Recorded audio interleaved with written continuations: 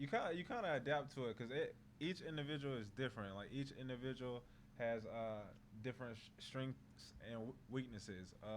Some individuals you have to work more at like their mobility for say, and some individuals can go right into like a high intense workout in which they're lifting heavy weights.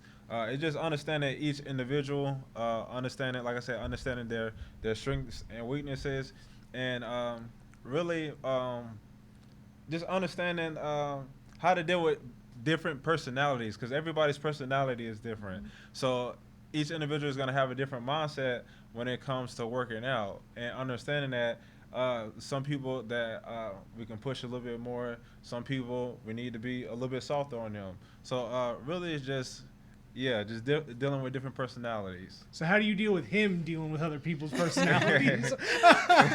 It's definitely, well, my background is in social work, so it's like coming into it, I have better understanding of mental stuff. He's all with the physical, so it's like us coming together. It's like, okay, I'm learning more about physical stuff. He's learning more about mental stuff, and then because it's definitely like you said, the mindset. Everybody's mindset is so different. You really gotta treat them as such as an individual, like one person at a time. Oh, I mean, but that to bring in that social work component of it, right? Because that's it's one thing professionally, it's another thing of just having that social work state of mind, right? In engaging folks. So it really brings it full circle. Of this isn't just about physical fitness, but it's about wellness, like of the whole. Yeah.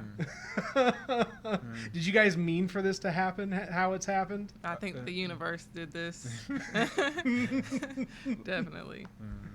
That's good. That's good. Well, I mean, and if you're just meant to be in a place, and you're meant to be with certain people, and you're meant to be doing things for them in a way, like, hey, you just kind of fall into it as is. How'd you guys like end up in the spot where you are? Like, what about like that spot there up on Illinois Avenue that's been so many different things, and now a gym of all things, like that just seem to kind of like come together nicely. Previously, before we moved to that location, I was training out at West Main Street over at the West Side Center, over by World Chrysler. I was there from 2019 to last August, and Alyssa ended up joining me, and we ended up moving to the spot on the Strip. Really, it's just having a place to for both me and her to be able to train and be able to help as many people as we can. So yeah. You don't have to give the hard sales pitch, man. But okay, so you like started out like small. Yeah. So that little office center space back there right next to World Chrysler, is that what you're talking about? Yeah, but I mean that was bigger than what he had. My previous spot. So the previous spot before that, I was on East Main Street over across from Warehouse Liquor and that little plaza over there. So yeah, I had a small studio there. Before that, I was training out of our apartment, our 1-bedroom apartment. So I had clients. Yeah, so I had clients showing up to the apartment like 6 o'clock in the morning. I'm training people. I was training people outside. I was training people at the park. I was traveling to clients' houses. I was training from like 6 in the morning. I'll finish up in the morning time around probably about 11.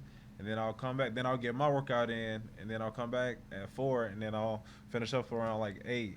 And this is what I was training at home. I had like 45 sessions a week when I was training at home. I got it to the point where I had like 45 sessions a week. Just him. How organized was everything? I mean, I feel like you guys are both, like, you kind of keep it together, right? Like, you're sitting in this studio and it's not the most organized, but you guys seem to have it together. Like, were you able to? No. All right. We're still working on the organization. So was the house messier with clients coming to the house, or was the apartment messier without people having to come to the house? A little bit of both. A little bit of both. We try to keep it up as much as we can. But yeah. And then go ahead. I was gonna say, and then like definitely where they were using the space was like cleaned and stuff. Like it wasn't like too much clutter there. But you go to the rest of the apartment, I mean, there's gonna be some stuff. So, And that is the spot for the transition to episode 104 of the WTF Carbondale podcast, where we talk to interesting people about their interesting lives and tie it all back to this little place we call home, Carbondale, Illinois, where we're hoping this podcast is going to have some stuff in it. Some stuff about Johnathan Battle and Alyssa Sturgeon, like the fish. And we say that because we're getting old.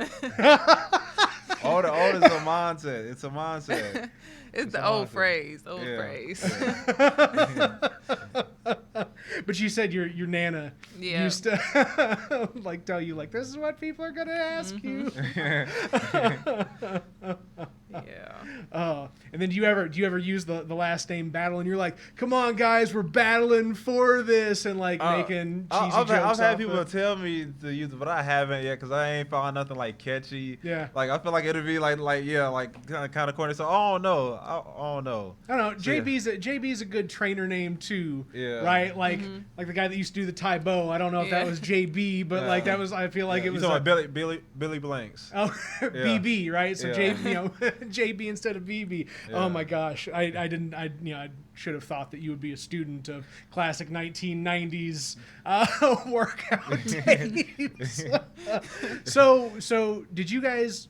How did you guys come to Carbondale? Did you meet in Carbondale, or did you meet before Carbondale and came to Carbondale together? Because so I'm from Carbondale. Oh, how old are you? I'm 27. Okay, cool. So you're like, I'm 32. So I'm like, it's reasonable that I can be like, no, we were never like in high school at the same time together. Yada yada. And I actually went to Murphy for high school because my mom. It wasn't my choice. It was my decision. I love y'all at Murphy, but it was not my decision at the time. I adapted well. It was good, but I missed. Yeah, it is what it is. So I'm from Carbondale originally. We met at school, so I played volleyball in college. He played football. First I went to John A for 2 years, and then I transferred to school in Missouri Valley College. That's where we met. Nice. And then after we were graduating, I was like, I wanted to come home to get my master's, and he was like, okay, well, he going with me. So we just moved back here, and he started training. He started at Gold's, and then he was like, getting out of there. And so then he started training out of the apartment. And so we just been here, It's not forever, we just, getting started here. But, yep, that's how we ended up here. And everyone always be like, how? Because I do the same thing. Like, when people are like from, I don't even know, like from everywhere, they're like, I'm like, how did you end up here? I don't understand. Like, at least I have family here. That's why I'm here. We came back. Carbondale, once it's got a hold of you, it never lets go completely. Yeah. Right? You guys may create this monstrous worldwide global wellness movement, but you guys will always be attached to Carbondale. Yeah. Yeah. You're just holding your nose at it right now, JB. Just like, this is how I feel. What do you think not being a townie, man? How have you adapted to life with us townies? No. We kind of stay to ourselves. All we do is just work out and train people. That's typically it. So, we really don't do too much else. And of course, there's not much to do here anyways, but outdoor stuff and work out. Yeah. You guys we work out indoors. Thank you very much. Yeah. I actually like to switch it up. I do like to work out outside. So I like to go over by the Banterra Center, the basketball arena. So I like those hills there. I like to go to Addicts Park. Campus with like Campus Lake over there. They got the little workout area over there. I like it at what is it called? The Super Block. Yeah. The park there, and I also go to the track.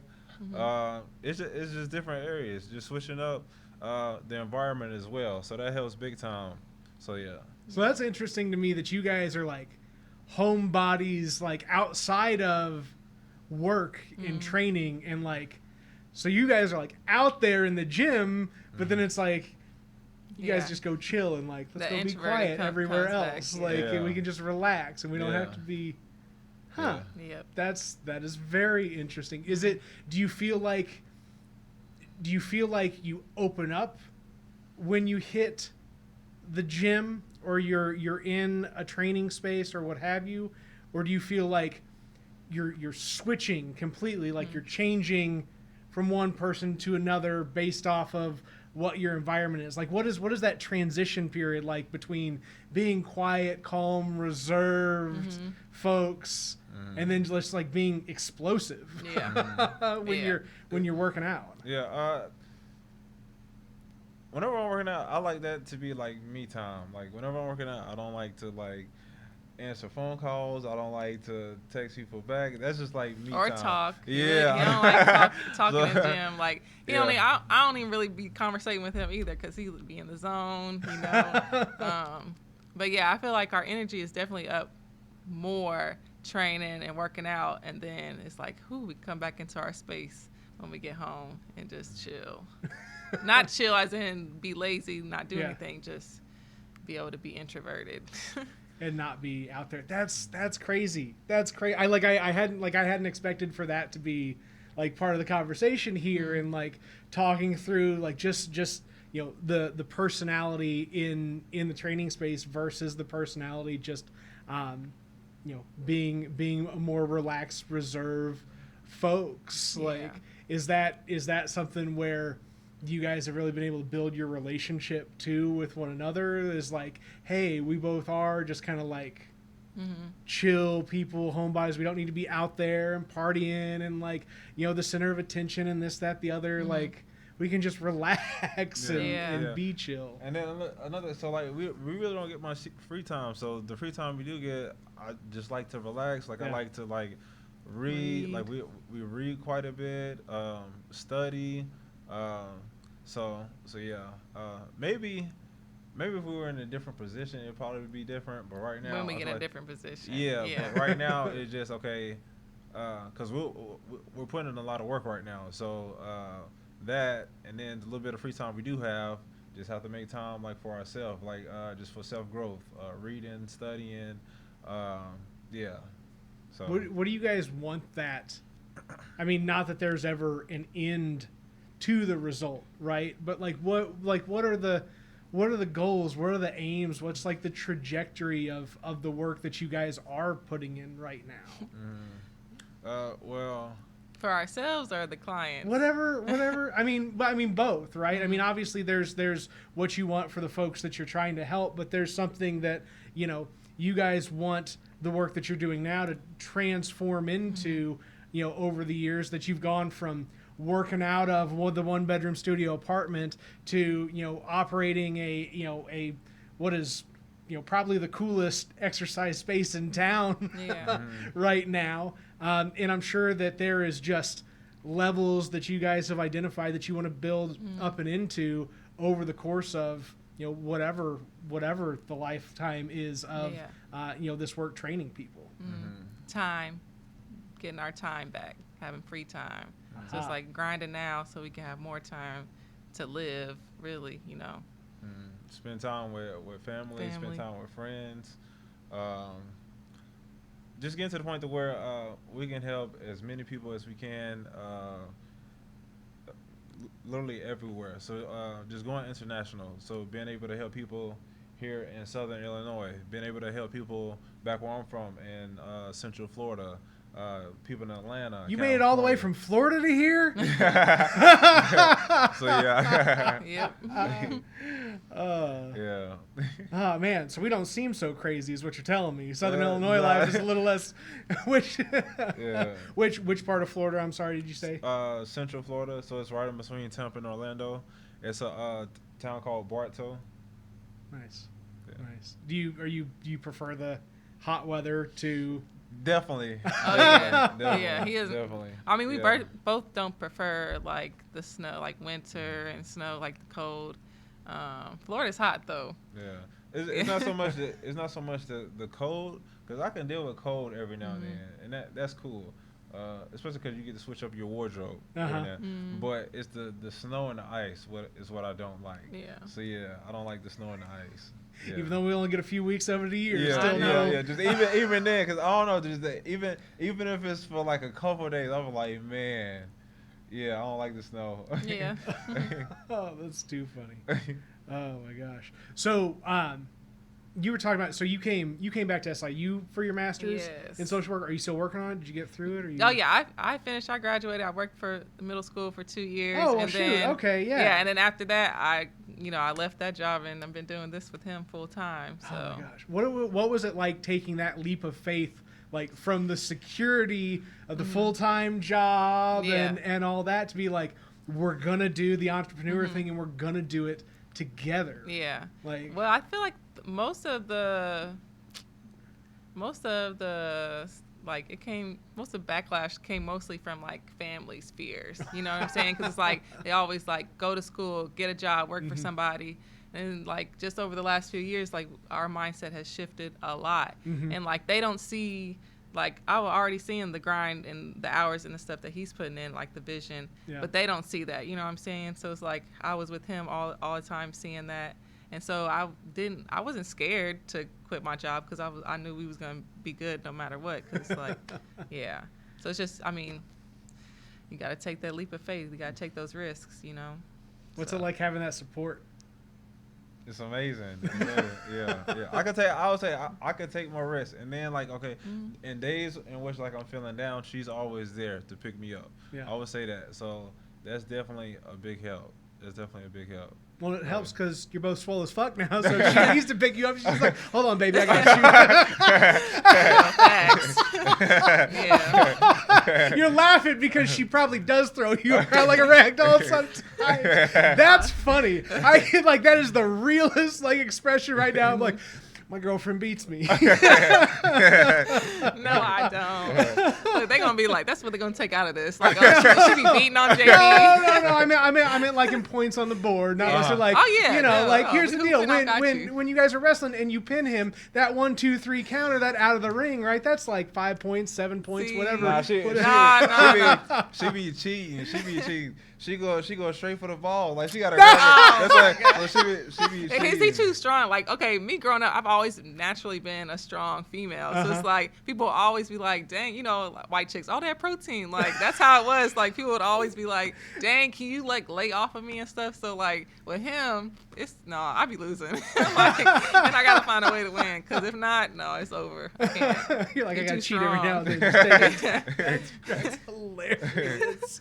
Oh my gosh. And the comfort level, right? Like the comfort level shines through, and I know that right now people may not understand that all of the little videos and all of the little pieces of media that you guys assemble, right, it's all a practice run at what the bigger, you talked about being internationally known for training and helping people live, I'll keep saying it, more, lives filled with wellness, right? That this is kind of that building block of, okay, we get to understand who we are and communicate that with an immediate community. But once we really get that understanding established of who we are and why we're doing this and how this all works, that, in 5 years when we're putting together, entire training programs that, we're working to distribute, countrywide, worldwide, whatever, that there's going to be this base of understanding of like who JB and Alyssa are coming into, this sales pitch to a much larger audience. So do you guys, and just, this is a long way around, getting at, how do you guys, handle the, just the personalities that you portray outwardly, like, when you're showing each other in the bathroom and, sitting down there and, like smoking and reading and like teaching people at the same time, like conveying just the realness of yourselves to an audience out there. Like, how has that been for you guys? I feel like we got one life to live.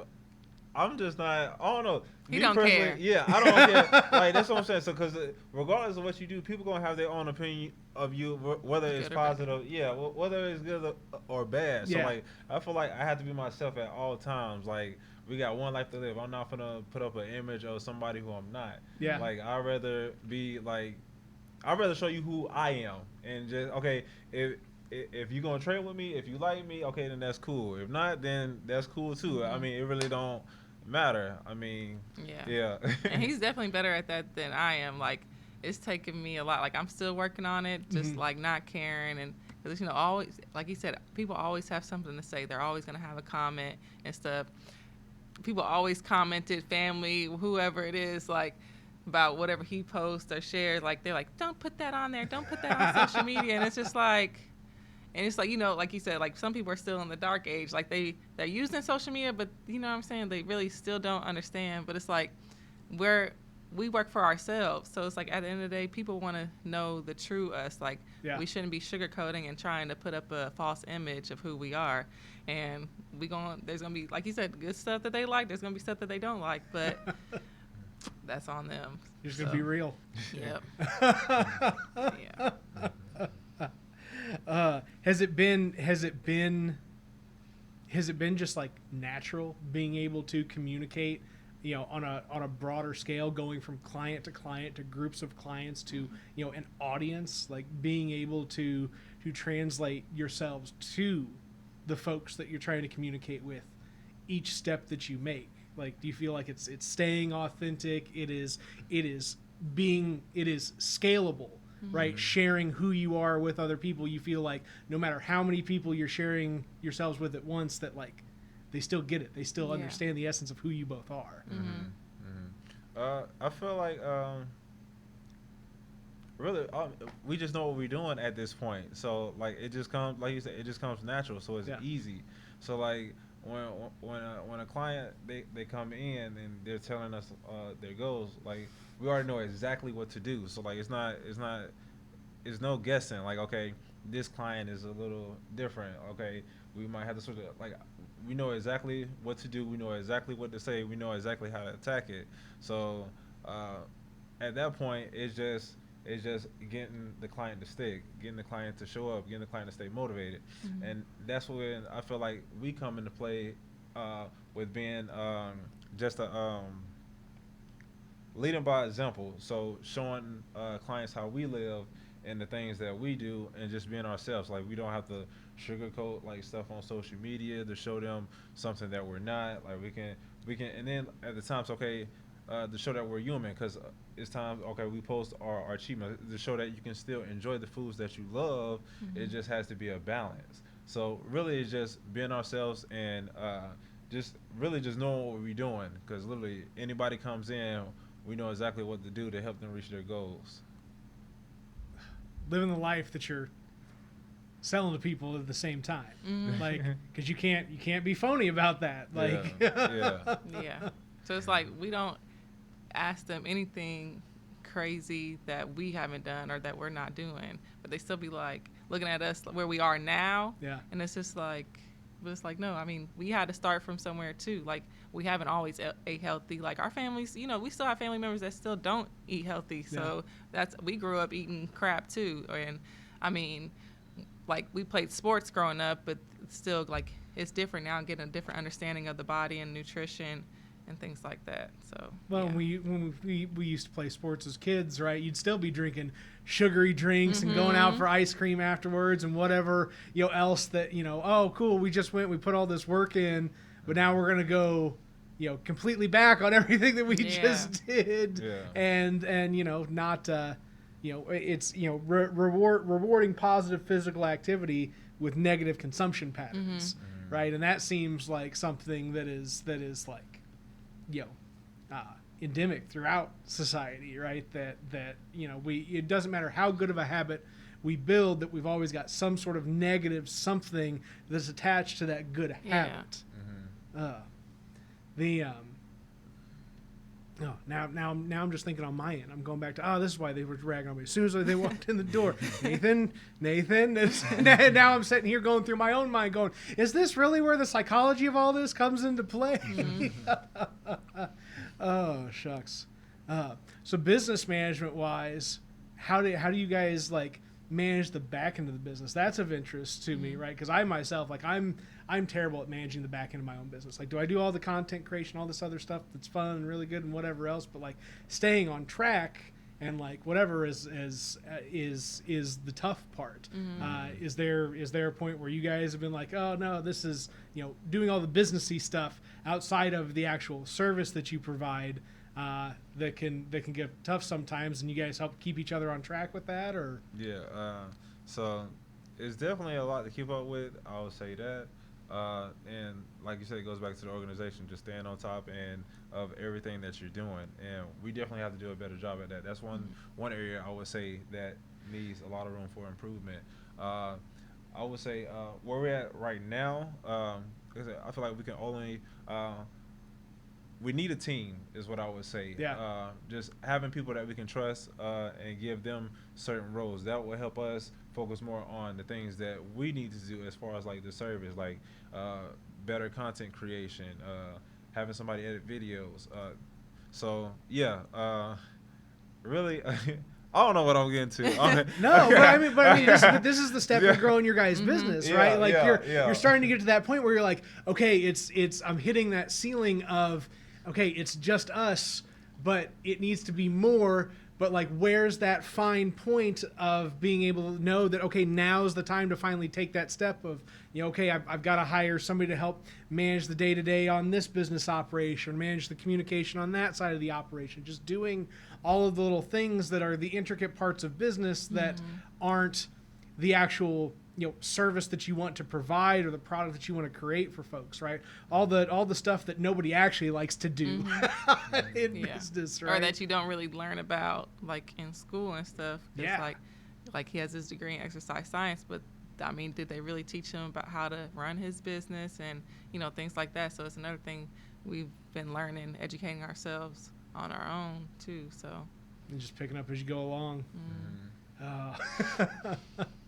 You guys have a pretty good landlord though, right? Is it the Baines that own that building too? Or is it, yeah. So I mean, yeah, you guys, it's like that whole block of businesses. Like, I don't know, the folks that I've talked to, like Dave and Jacob, that or Doug and Jacob, about just the positive experience they've had. Have you guys had the similar positive experience working with them and then being like, we want this whole block active and full of life, and if you guys are able to bring that, then like we want to help you help your business succeed too? Yeah, we like them. They're cool. Good. You get any of them to come in and train with you, or they get plenty of time on the roofs? I've had Doug. He's came and worked out once. I've had Charles come, and he works at Keepers. He's come and worked out a couple times with me. So nice. Yeah. Well, and you've got a veritable who's who on what your like Friday 5:30 a.m. Monday, Wednesday, and Friday. Huh? Monday, Wednesday, and Friday. Monday, Wednesday, Friday. The dude group that comes in. So that's the men's class. The men's group is Tuesdays and Thursdays at 5:30 a.m. and Monday, Wednesdays, Fridays at 7:15 p.m. The women's is Monday, Wednesday, Friday at 5:30 a.m. and 5:30 p.m. You guys stay on it. What time do you guys go to bed each night? It depends. Maybe late 11:30. Yeah. Wow. So 11. you guys are crunching on like 5-6 hours of sleep. Yeah. We take naps during the day. All right. There you go. Yeah, maybe like a 45 hour nap. Yeah. Yeah. Hey, you gotta build the schedule around what works. Yeah. And like, because you guys have to live on these schedules for clients that are working full day jobs, and you've got to build your active times what is otherwise their expendable hours. Yeah. That's our sessions are typically like early in the morning. So like I said, we start at 5:30 and we'll end around like 9:45, close to 10, and then we'll have a break in between. And that's the time like we'll read, we'll study, we'll get our workout in, and then we'll come back and start training at 4, and it'll be from like 4 to like 8 or 9. So yeah. Do you guys do anything for fun that isn't just working out or reading about working out? Or working out and reading it, but no. It depends. Like if we go out of town, typically when we're here, we're typically on it. Like we'll focus, we're working. If we go out of town, we're gonna eat. Yeah. There you go. Yeah. Yeah. We'll definitely eat. Yeah. Yeah. What's the go-tos? Pizza. Yeah. Wings. If we're having cheat meals, it's definitely pizza, wings. What else? Seafood is okay. Oh, yeah. Seafood is good. Seafood too. Yeah. Mexican. Oh yeah, we like Mexican. that too. Yeah. But I mean, it's so. I mean, you guys are really focused on the game right now. Yeah. Like, it really is. Okay, cool. We like. If your leisure time is like literally just we're gonna get away to eat something and then come back and just keep working, like that's nose to the grindstone kind of stuff. Like that's the real deal. Yeah. Did you ever think that like this was gonna be the thing. Like go back to college, right? And you're working through school and doing your thing and figuring out, okay, well, what are the next steps? Was it always like was the business always something that was in in the future plans, or is this kind of just like come up on its own and it just works? So like I said, we've always worked out because we played sports. So in 2016, the summer before our last year in school, I was working at Walmart, and I was telling people then, when I was working at Walmart, I was like, man, one day I'm gonna have my own gym. I was telling people then, and I didn't know what that would look like. I didn't know it would look like this. Yeah. I didn't know how. Like I didn't know where I would be. I didn't know what would be going on. So I've it's always been in the back of my head. Like I said, I don't know what the future will hold. I don't know. I know this is where we are at now. I know eventually it'll get bigger. It'll continue to get bigger. All we have to do is just keep working at it. It's just putting in the time now. And like you said, we're putting in a lot of hours right now. Eventually, it won't be like that. We'll have a little bit more free time to do stuff that we like, and we'll be in a better position. The gym will be bigger. We'll be helping more people. We'll be able to travel more. We'll be able to do more things. But right now, I feel like it's just really just us putting in the work. Because eventually it'll pay off. Eventually, it always does. It's just the same thing with your body. It's just making sacrifices. So like the food that you eat and the habits that you have on a daily basis. Like you might not see the results from the sacrifices of the work that you put in. You might not see from what you put in today. You might not see it tomorrow. You might not see it next week or the next month or the month after that. But it's you continuously changing those habits and getting more active and consuming better foods for yourself. You making it a lifestyle, and then over time that adds up. And you'll look up and you'll be a completely different person. Because we all are born like preset. So like our parents already have certain habits, and they pass those habits down to us. So basically, we're already training the brain to think a certain way to consume certain foods or do certain things. So if we want to be a certain person or we have certain goals, that requires being uncomfortable. That requires change. And when you make those changes and you stay consistent with those changes, you change over time. Your body changes. Your mindset changes. The people you hang around change. The things that you do on a daily basis. The things that make you happy. The things that frustrate you. So yeah, it's really just us. Yeah, I don't know. What have you guys done to change over time to like get to the next levels? Like what are some of the things for like y'all that have that have moved in that similar direction? Our habits, because like I said before, like I mean we used to eat terrible, especially when we were at school. You know, they had the cafeteria food, so it's like eat whatever you can eat your food, go back up, get some more food. And he started changing his habits before I did. It took me a little bit to get on board, that's it's natural, it's fine. Dang, I don't even know. So yeah, so as far as like changes that we've made, so I first started making changes to my nutrition in 2015. My best friend Byron, because I used to eat whatever. I was like, at first I was like, okay, I want to be a trainer. I want to help as many people as I can, but I still want to enjoy food. I want to eat whatever I want, but it doesn't work like that. Like I said, you have to be an example for other people. So if I'm the trainer that's constantly eating pizza all day, you're gonna look at me crazy. Like, it's just okay. They can say, okay, it's just genetics. It's just okay, you're young or anything like that. But when you're the example and you're showing them that you're consuming the right foods, that you're active, that makes the biggest difference. So yeah, so he got me onto eating healthy. I started in 2015. So then I started making changes to my nutrition. But once again, so you have to do your own research. So that got me started. And then I just got curious about like the nutrition. So I just started to do my own research, and I got a little bit deeper into it, like understanding like proteins, carbs, and fats, understanding like the thermic effect of food, understanding how certain foods it spikes your insulin and other foods don't, understanding how protein helps you build muscle, and how carbs can be beneficial even if your goals are to lose weight, because you're storing carbs and muscle as glycogen, and carbs and the blood sugar as glucose. Um, yeah, just nutrition, because the nutrition is the main thing. Um, that was one of the major changes, as far as the physical. I would say also, like I said, we've always worked out playing sports, but now understanding working out to a greater extent. So understanding like movement patterns and understanding like different rep ranges and just modifications and how to progress. So that has helped the big time. So I could.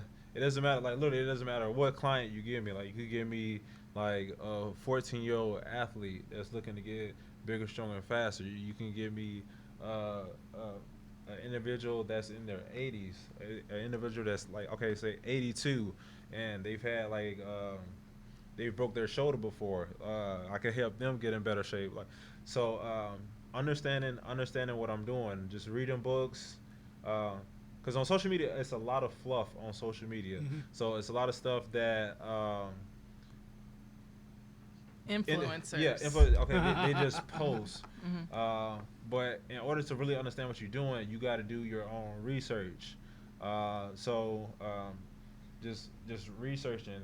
And research in this case isn't just like listening to somebody on social media and whatever. Yeah, it's like it's not, reading real books yeah. with real science Yeah, behind it, yeah. and like doing things that you would do in school otherwise, Yeah. as if you were Yeah. putting together a term paper or something. Yeah. Okay. So like reading books, reading articles, reading journals, just studying, spending less time. So like I don't watch like really any TV. We might watch a movie like on maybe Saturday night. Barely. Yeah. Are you guys Yeah. both big readers? Yeah. Yeah. I've gotten into it. Like, it's been a struggle too, because my mom used to always try to make me read, and I was just never interested in it. But just like the last few years, yeah. Well, I just think of the amount of reading and effort that it takes to get through a master's program, right? And I'm sure that's a whole different kind of, Yeah. set of reading, but still, like, learning is learning across Yeah. the board. So no, I'm not. My wife's a huge reader. I am not the reader Mm-hmm. in the household. So like, I get it. You got one person that brings the other person along, and sorry, I didn't mean to. No, you good. You good. But yeah, again, it's about sacrifice too. So changes, nutrition, changing, The minds. yeah, changing really, yeah, because the mindset is everything. And I feel like if I know I can help 1,000,000 people reach their goals, then I have to, because we only here for a short amount of time on Earth. We're only here for a short amount of time. So I feel like I have to do everything possible that I can to put myself in a position to help 1,000,000 people. So I feel like it'd be selfish of me to spend my free time wasting it, as opposed to learning one piece of information that could help me get a client 1% better results. So like spending my free time reading or just so just cutting out like watching TV or playing video games. So one thing I used to watch basketball a lot, especially growing up. Like every time a basketball game used to come on TV, I would watch it. I haven't watched a basketball game since the Cavs and the Warriors were in the finals. So it's been a couple years. So that's the last time I watched a basketball game, and I used to watch them religiously. Spending less time on social media and using social media, and not letting social media use me. So instead of just scrolling down like your timeline or Instagram and seeing like what everybody else is doing, being more focused on what I'm doing and what I need to do.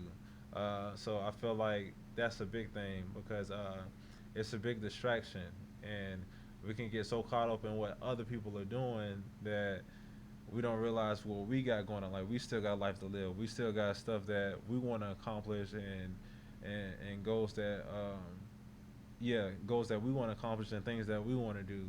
Uh, so yeah. That's good. No, that's I mean, it's a whole theory in what you take out of life and what you put into life, right? And it's a lot. I mean, with everything that everybody's asked to do all of the time, right? It's like, just having somebody that you can look to and say, okay, if they can get this mental break from all of these different constraints, right? That just the environment and the society that we live in puts on us, make sure you're watching that, make sure you're buying this, make sure you're doing that, all these constructs of what makes life. You guys are just trying to like bring it back to its core and be like, just eat healthy, be good to people, fill your brain with good stuff, like some real basic ideas. Are you guys excited to eventually have the world's strongest baby? Yeah. That's what people are like. It's going to come out doing this. It's going to come out doing that. Like lifting, doing pull-ups, jump rope, dancing, everything. Yes. Oh, that is too funny. Were you guys super excited when you found out initially? Yes. Definitely. Yes. Definitely. Yes. We excited to find out too what it is. Oh my gosh, because you guys are like real early on in your pregnancy, so that's great. That's great. Yeah. Are you happy with the healthcare here in Southern Illinois so far? How's your experience been as new parents getting into this gig? I personally, Be real. oh yeah, I'm gonna be real because people know how healthcare is, especially towards Black women, people of color, women of color. Is definitely not the best in this area. We do have a doula that we love, Chastity May. She's phenomenal. our doula. Episode 50-something of the WTF Carbondale podcast, I think, but neither here nor there. Yeah. No big deal. That's, Yeah. So great. So you have a you're using doula, and Chastity. definitely, because I've been learning about like stuff just over the last couple years about midwives and doulas and stuff like that. So I already had that in my mind. That's the route that I wanted us to take when the time did come. So that's gonna help tremendously, and I definitely am like pushing women to get into the like having a doula and a midwife as opposed to to a regular go to the doctor, cold, pale office. And even because I'm definitely going for a natural birth, and it's like people be looking at you crazy when they're like, "Oh my gosh, you're not gonna." I'm just like, naturally, we're supposed to give birth naturally without medication. So it's like definitely gonna be an advocate for that, for doulas, natural births, and midwives for sure. Have you coming into just parenting, having worked with kids, through as a social worker and getting that engagement, do you feel like that has been of some positive influence for your mindset, like coming into this, like, oh, right, like I've seen into the future and like steps that have led to places for kids that I've already worked with, and it helps me build out that I'm gonna have to take care of 2 kids now, not just JB. No. She always says that though. She always. Oh my gosh. No, I mean just because he's not like as he's a kid, like he like big childish or anything, but like he still has like. He just got a real serious look on his face. Yeah, like he's still like youthful. You know what I'm saying? Yeah. Like.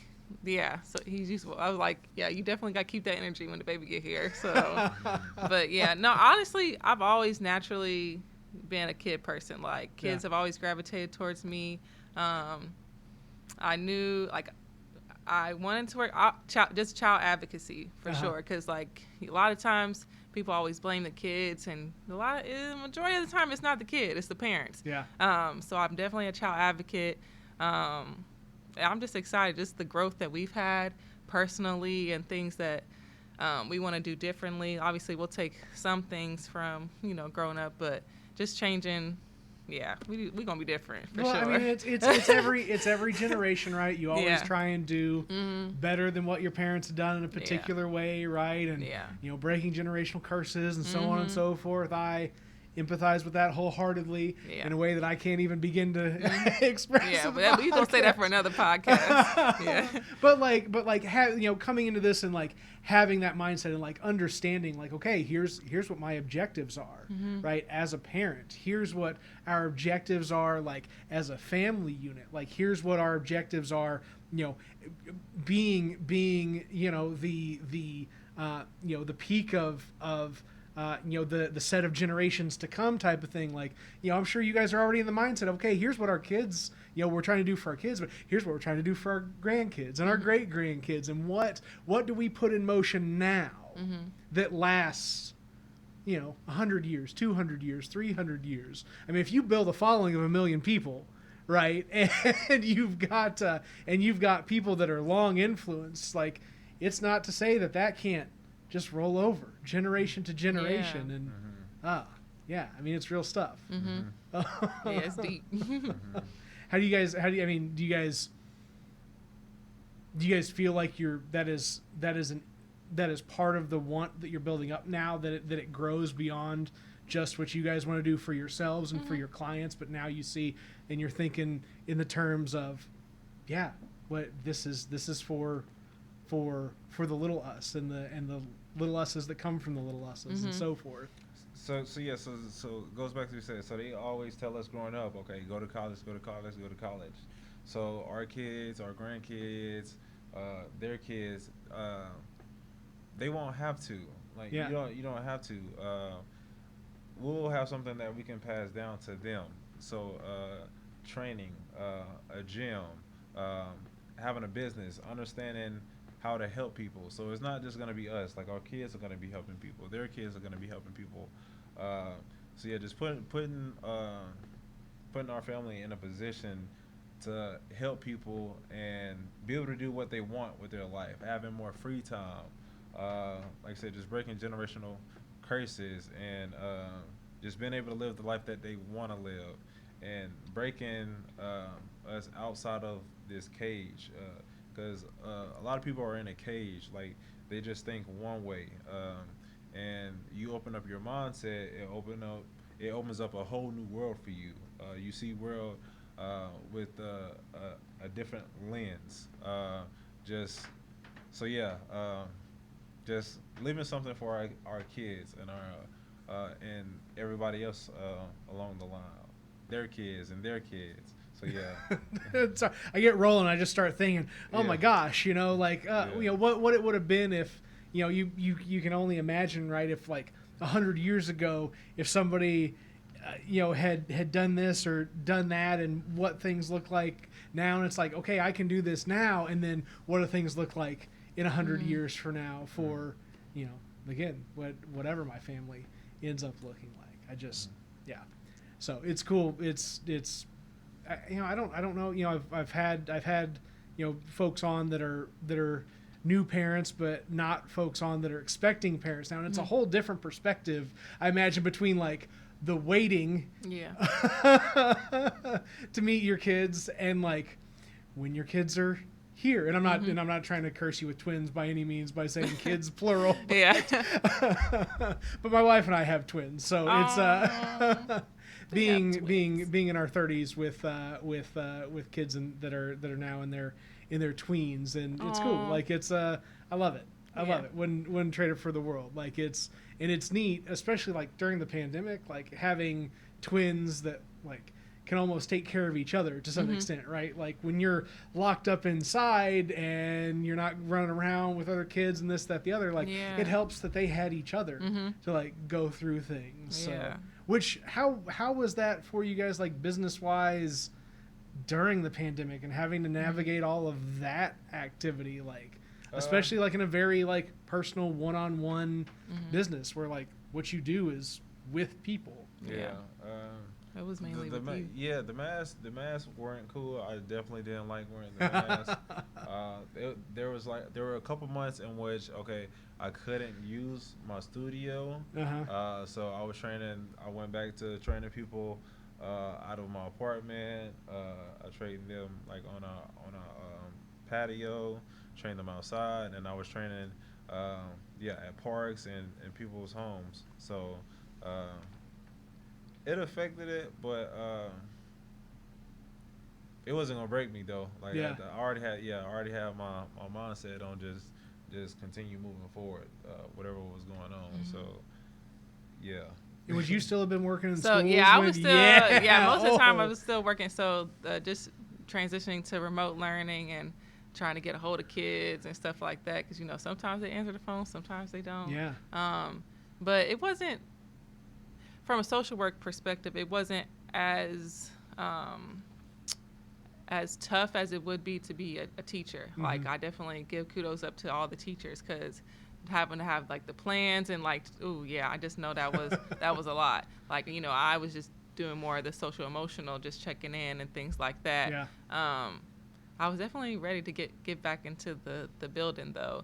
Like if I was just doing just therapy at home, like, okay, that's cool, because you can do virtual stuff like video and stuff, but I like to be in the school with the kids. So yeah. Well, I mean, we just had so the CMS just had their end of semester like choir and band performance. Yeah. It was the first one they'd had in years, like 3 years, I think.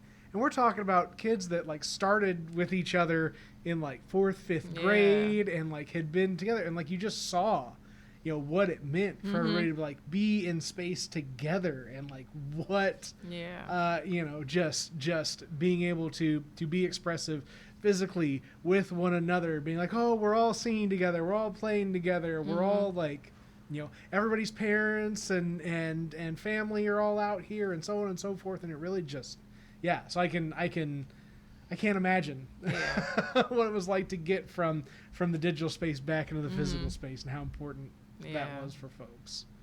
Oh, that's great. That's great. Well, and I'm glad to hear that it was at least somewhat manageable from a social work perspective of like you still had the tools to get in contact with kids, and like I'm sure you were all sorts of running around trying to contact everybody. I mean, were you just checking up on tons and tons of kids and trying to? So mainly, so like our teachers, like they took care of like their kids in the classroom. Then I mainly was just focused on the kids on my caseload. Gotcha. Yeah. What do you mind if I like pry just a little bit into like what some of this work looks like, and the importance of your work to these kids in the public school system here in Carbondale? Well, I'm still fresh, so like obviously, like I've only had 2 years experience with it, but I definitely feel like it's necessary to have a social worker in every school building, and some schools don't. Like some of them have multiples, but it's just really like the last few years or so they've been really incorporating, making sure that they have one in the building, especially with the pandemic. That was definitely, that was tough on everybody, kids, parents, teachers, all the staff and stuff like that. So definitely just having a space for kids just to go and vent, without judgment and stuff like that, because it's like they can't always talk to anybody. So yeah. And like just being able to like be relatable with kids, right? Like it's one thing to be a social worker and be having having decades of experience dealing with kids. You're 45, 55 years old as a social worker, but you're incredibly far removed from that young person's experience that you may be trying to connect with, right? Being a younger social worker, I feel like you may have had that ability to bridge that gap a little bit easier. I was definitely cool social worker. Like, you were the cool they always stayed in my office. Like they always wanted to come see me, Miss Alyssa. Definitely was more relatable, because I mean, I probably was one of the youngest staff in the building. So that it definitely helped, because it's like, sometimes they see older, but like, I don't feel like talking, I don't want to talk to them. And then they see me like, okay, and I'm still, got a lot of energy and stuff like that. So it definitely, yeah, it helped. You don't have that long-term burnout or the Yeah. all the other stuff that comes with it. No, Yeah. I can see where that would be of great value. Now I got to figure out. I've got you guys got 5 more minutes before I hit my hour mark, and now I got to figure out where to stretch into in the last bit of this. I guess I'll let you pick on me now. Okay. Right now I'll let you flip the screen. Okay. So you guys, you came in the door and you were like, "Listen, man, you've been eating those eggs. You've been doing the diet right. And then you brought a T-shirt that was just one size smaller than what I had initially said because you were thinking about it. I mean, is that the type of stuff that you're setting these little mental goals for folks up front? Does that really help to get people kind of over the edge on some of these things, where just small little steps that people can see and people can feel that can be tangible for folks throughout the course of the work that they're putting in? Is that something that you do with folks that really does see results? Yeah. So, like I said, each individual is different. So, each individual is going to have different habits. So, it just setting small goals for each individual, and going from there. So, I gave you the 1X shirt. So, when is your birthday? Oh, I don't say that out loud. Oh, man. I'll tell you when we're off camera, but it's close enough. It's close enough? Okay. So I was going to give you a goal to fit into that 1X shirt before your birthday. But he said it's close. That's reasonable. Yeah. Okay. That's reasonable. Yeah. That's like perfectly reasonable. Yeah. If you were to give somebody a goal like this and be like, you need to be by your birthday. We're not at a point where it's a year out and I've got 364 days to make this happen. Yeah. But it's also not tomorrow. Yeah. So not short bad. term goal. Not bad. All right. Yeah. We're setting dates. Okay. Yeah. So with the shirts, in the past there's been times in which we didn't have a client will come and say they want a shirt and we didn't have their size. Yeah. So say for instance, they wanted an extra large. We didn't have an extra large, but their goal is to lose weight. So we're I'm not gonna give you an extra large, but I'm gonna give you a large, and we're gonna make it a goal for you to fit in this large. Because if your goal is to lose weight, then we want to get you out of the extra large. So we're gonna make the goal to get into the large. So it's just setting just small stuff like that. If your goal is to lose weight and you currently wear an extra large, then you no longer want to associate with the extra large. You want to associate with the large. So it just changes the mindset. Yeah. So just already putting yourself mentally in that state. I feel like that's all it is. It just goes back to mindset. Well, and then you guys physically take yourselves places too, which is a whole nother level of service and work with folks that we haven't talked about yet, right? Where you're going into communities specifically and being all right, we got to go kickstart something here for folks, right? And down in the row. Yep. How important has that been, not just to you guys personally and expanding what you're doing, but also for the communities that aren't being served by the health and wellness that you want to bring to people, right? How important has it been to them when y'all show up and you're like, all right, let's go.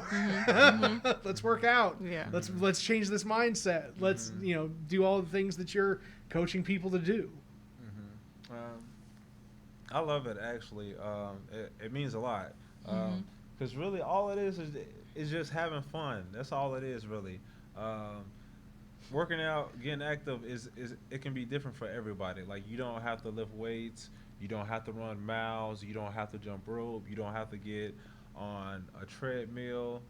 If you like to dance, then you can dance. So that's a big part of what we do. So us going to different places, just playing music, because music can relate to a lot of people. So playing music that people can move to, they start to dance, they start moving. And they don't realize it, but they're working out. Yeah, they're working out while they're dancing. So they start sweating. They're having a good time, and that's what, like I said, that's what it's all about. Just having fun, and getting active, just getting people on their feet, getting them moving. So yeah. See, I knew sweating and moving gear around before you guys got here. Totally qualified as exercise, and you just sealed the deal for me on that idea. Perfect. Thank you. All the guilt just melting away right now. As long as you was shimmying to the each equipment or something like that. But I mean, I'm just, I sweat more than a normal human being. I don't know if it's the diabetes or something else, but I mean, it's definitely like it's very real for me. Like I doing very basic, minimal physical tasks that other people would just be like, okay, like I get to move in, and all of a sudden I'm just like pouring sweat. I don't know if that's if that's just me being my body being like, hey, you are moving, you are being physical. We'll support you by trying to cool your body down, drenching sweat, and like. That's it. Like, I don't know if it's a good thing, a bad thing, or otherwise, but I do know that when I get to moving, I get to sweating, at least I know that I'm doing something. At least I'm not just like, I don't know, leaving it all on the side. Everybody's body is going to be different when it comes to sweat. I would say just make sure, with you being diabetic, make sure that you're consuming a lot of water. Oh, yeah. You want to like limit as far as like the liquids that you consume, limit the amount of sugar that you can consume from liquids. As far as the food, you want to consume an adequate amount of protein. As far as the carbs, you want to stick with like the complex carbs, like sweet potatoes, brown rice, oatmeal, fruit, like berries. Those are going to be rich in fiber, so those are going to help with your blood sugar as well. So that's what I would recommend. So yeah, and then getting active, because type 2, right? Yep. So that can be reversed, and we both have a family history of type 2 diabetes, and really it's just like I said, it just goes back to our habits, and these habits are majority of the time habits that we've had for our whole life, and once again, it just goes back to just making those changes with our nutrition, with the choices that we make on a daily basis, and just getting more active. So, what's the date? The 26th? The 27th. 27th. So, May 27th. This is your current state right now. So, May 27, 2023, you can be diabetes free. You can be in a large shirt. You see what I'm saying? Ooh, you just sold me my own slogan. Diabetes 3 by 2023. Like that's there you go. Yeah. You could just sell that. Don't just sell that program to Nathan. Sell that program to other clients too. Yeah. Maybe you'll change a lot of lives between now and 8 months from now. Yeah. So it's literally just is all off of our habits. The life that we currently live right now, like our mental, our physical, our financial, our spiritual, it's just based off of the habits that we have. If we want to change something, then we must change something to our daily routine. We must change our habits. If we do the same thing over and over, we'll continue to get the same results. If nothing changes in your daily habits, then nothing will change. So yeah. That's the transition out point. That's the point where we end on. Something prolific, something that matters. Change, ladies and gentlemen. Most specifically, about your body and your mindset towards it. That's what this conversation's been about. Episode 104 of the WTF Carbondale podcast, where we talk to interesting people about their interesting lives and tie it all back to this little old place we call home. Carbondale, Illinois. Johnathan Battle, Alyssa Sturgeon. Like the fish. Sorry, I can't. I'm so sorry. What a way to ruin a podcast at the end of all this. Such a good podcast, such an awful ending. That's how I do it here, folks. Have a good one, folks. Whatever that one may be.